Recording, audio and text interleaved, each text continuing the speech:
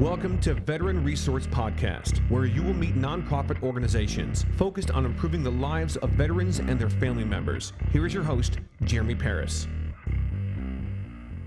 Welcome, everybody, to episode 59 of the Veteran Resource Podcast. I'm your host, Jeremy Paris, and today I'm bringing you our first audio blog. And for those who don't know what an audio blog is, let me just go over that real quick. It's basically a blog post, an article that you can read on a website that also gets converted into audio form, like a podcast, so that you can consume it either way. Some people like to listen, some people like to read. And there's a few reasons why I decided to add an audio blog to my weekly workflow. First off, I really like to write, and I haven't been doing it enough. So I want to give myself more opportunities to start writing again, especially while I'm working on my book, which maybe in about a few weeks or a month, I'll start to talk to you more about. But for now, we'll just leave it at that. I'm writing a book, and I'm hoping that everybody out there is going to like it. Second, a lot of times people will share other people's things. So if somebody writes a blog themselves, or maybe they've got a newspaper or some kind of publication out there on the internet, they might be searching for different things to bring in and to talk about, and they might not want to put audio on their website.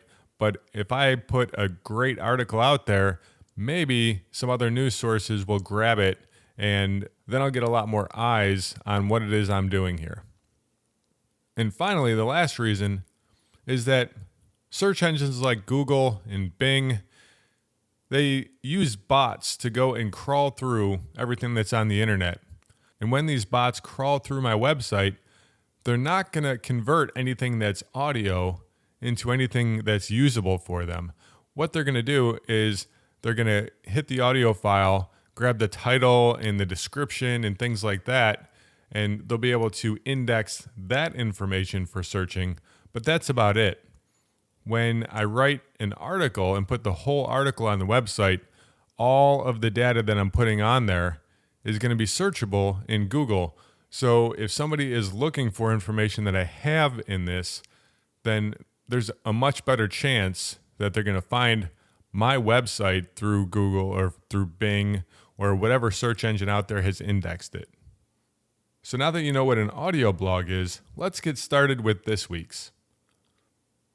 5 things I learned from interviewing 50 veteran nonprofit organizations. When I started the Veteran Resource Podcast, I was clear on one thing. If, after being surrounded by military members and veterans for 25 years, I only knew about a handful of veteran nonprofit organizations out there, out of thousands of them, then most other veterans didn't know about them either. I recognize this as an opportunity for me to help my veteran brothers and sisters by getting the word out to as many people as I could. I didn't even know how to podcast yet, but I knew that it was a growing trend, so I read books, I took courses, and I even joined a mastermind group so I could do a deep dive. What I didn't expect is that it would take off like it did. Almost every organization that I asked to come on the show did so without any hesitation at all, and most were extremely ecstatic that I started this podcast. Time after time, I would get veterans telling me that this podcast opened up a whole new world for them, and truth be told, it opened up a whole new world for me too. With the conversational style of the interviews, I was able to learn not only about what these organizations were doing for veterans and their family members, but also a little bit about how they were being run. I've learned so many things from interviewing 50 veteran nonprofit organizations, but today I'm just going to share my top 5. All right, number 1, the riches are in the niches. This is a saying that I've heard many times, maybe you have too. It's in a book by Pat Flynn of Smart Passive Income called Will It Fly, but I'm not sure if he's the original author of the quote. In most cases, the riches are referring to money, but that is not what I'm talking about here. What I mean is that every organization that I've spoken with has their own very specific way of helping veterans and or their family members. Heroes on the Water uses kayak fishing. The Mission Continues uses community projects. Veteran Golfers Association uses golf, etc. By niching down, the organization is able to concentrate all of their resources, and I'm talking about both financial and human, on that one specific thing, and they're able to become experts at providing that thing to its members. All right, number 2, collaboration is key. While niching down is great for allowing an organization to focus on one main method for helping veterans, that also means that the organization can't be an island. In the last handful of years, I have seen a huge increase in the amount of collaboration that is happening among veteran organizations, and I absolutely love it. When The Mission Continues was giving an elementary school in DC a facelift, they collaborated with the Veteran Artist Program to bring in some mural artists who put very inspiring artwork up on the walls, both inside and out. I was lucky enough to be the person from the Veteran Artist Program that got to go and help out with that. If you are a member of an organization, start looking for opportunities to bring in other organizations to team with on some projects. Everybody wins, especially the veterans. Number 3, you have to believe it before you can achieve it. In every interview with an organization, I ask the same final 3 questions. The last one being, if you woke up tomorrow and found out that somebody made an anonymous donation of $10 million to your organization, what would you do with it?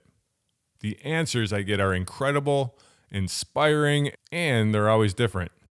But what I noticed along the way is that some of the organizations tell me that they already have a plan in place for when this happens. So they're already thinking about that $10 million. Other organizations snicker a little bit as though, $10 million is not even in their realm of possibility. Well, I can tell you that if you can't truly believe that it's possible, then it probably is impossible for you. I encourage you to sit down with your team and stretch your brain to answer this question. And do it as if the money is going to be coming in next month. What you're going to find is that the ideas for what your organization can really accomplish to further your cause of helping veterans, it's going to amaze you. And once you see it down on paper, you're going to start to get excited. And then your staff is going to get excited. And then the people that you start to share this idea with are going to get excited. And now when you look at that $10 million plan, you will find it hard to believe that a large donor who really wants to help veterans wouldn't also feel the same passion for this project that you do. And just like that idea of someone giving your organization $10 million not only seems possible, it seems like a no-brainer. Believe in what you can accomplish. If you don't, nobody else is gonna. Number 4, because of veteran organizations, lives are being saved daily. When I started this podcast, I wanted to serve veterans by informing them of the thousands of organizations that were available to them.